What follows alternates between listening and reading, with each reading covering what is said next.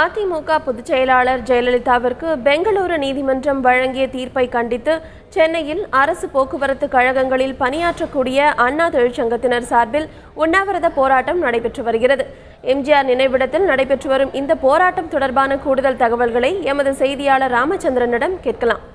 ராமச்சந்திரன், யார் தலைமையில இந்த போராட்டம் நடைபெற்று வருது? இதன் மூலமா அவங்க வலியுறுத்துற விஷயங்கள் என்னென்ன? இது குறித்து சொல்லுங்க.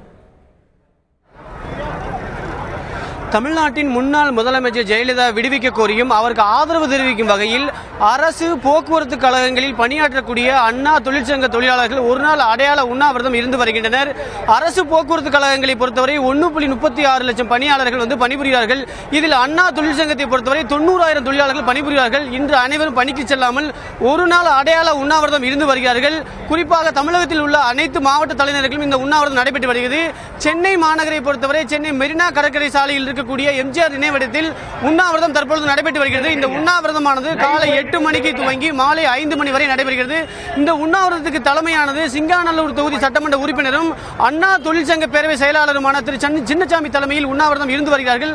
அனைவருமே கருப்பு சட்டை அணிந்து நெஞ்சில் கருப்பு பட்டையுடன் உண்ணாவிரதத்தில் பங்கேற்றுள்ளார்கள். அவர்கள் தெரிவிக்கக்கூடிய ஒரே கருத்து, அதிமுக பொதுச் செயலாளர் உடனடியாக விடுவிக்க வேண்டும், அவருக்கு தங்களது ஆதரவு தொடரும் என்றும் அவர்கள் தெரிவித்துள்ளார்கள். அது மட்டுமல்லாமல் தற்பொழுது நாளை மறுதினம் அரசு விடுமுறை வருகிறது. காந்தி ஜெயந்தி, ஆயுத பூஜை உள்ளிட்ட விடுமுறை வருகிறது. இதன் காரணமாக தாங்கள் பணிக்கு செல்லாததால் பொதுமக்களுக்கு எந்த வகையிலும் பாதிப்பு ஏற்படாத வகையில் மாற்று ஏற்பாடுகள் செய்யப்பட்டிருப்பதாக தொழிலாளர்கள் தெரிவிக்கின்றனர். குறிப்பாக 10க்கும் மேற்பட்ட தொழிற்சங்கங்கள் போக்குவரத்து தொழிலாளர்கள் பணிபுரியார்கள். அவர்கள் தற்பொழுது பணியில் உள்ளார்கள்.